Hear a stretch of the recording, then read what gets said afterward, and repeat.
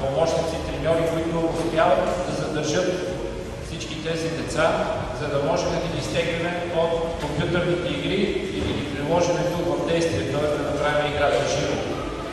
Защото в съвременното общество имаме много лоши отрицателни влияния извън спортните зали. Поздравление за всички тези родители, които са осъзнали в днешно време точно тази необходимост в спорта, който възпитава на дисциплина, поведение, морални добродетели, които в бъдеще нашата държава ще може да ползва.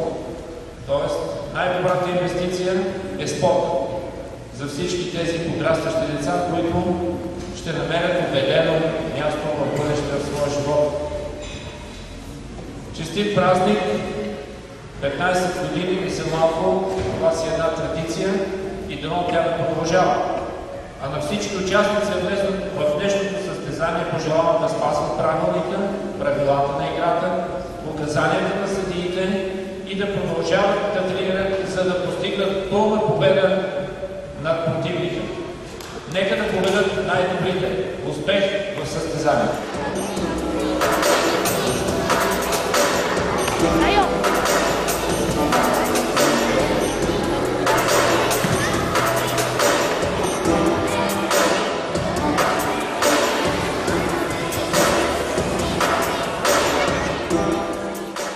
Имам удоволствието, тъй като може да не знаете, но министъра на спорта е голям фен на бойните изкуства. Самият той е спортувал карате.